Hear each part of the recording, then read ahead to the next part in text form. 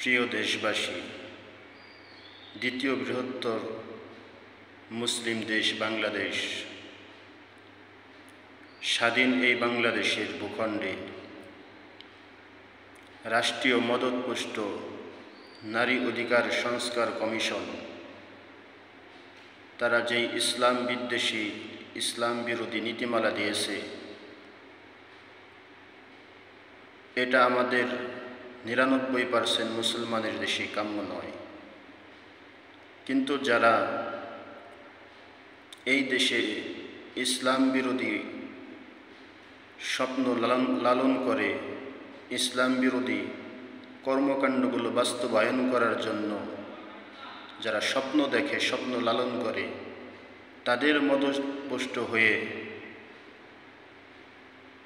নারী অধিকার সংস্কার কমিশনের নামে তারা যেই দাবিগুলো তুলেছে,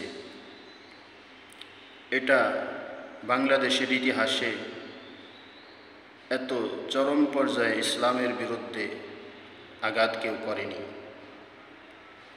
তো নারী অধিকার সংস্কার কমিশন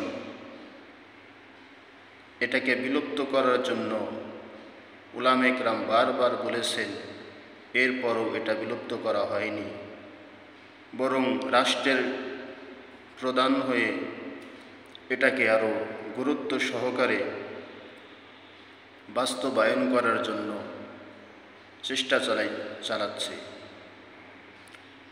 এজন্য বাংলাদেশ হেফাজত ইসলামের আমির আল্লামা মুহিবুল্লাহ বাবুনগরী সাহেব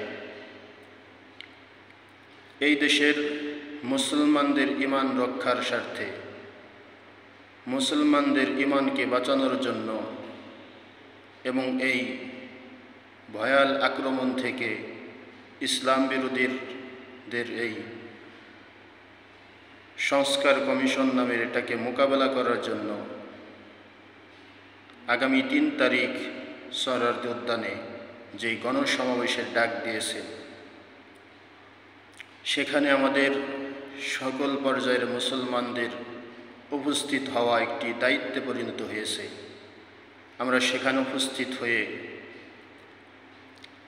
আমরা এই নারী অধিকার সংস্কার কমিশনের মোকাবেলায় একটা গণসমাবেশ, এই সমাবেশে উপস্থিত হব।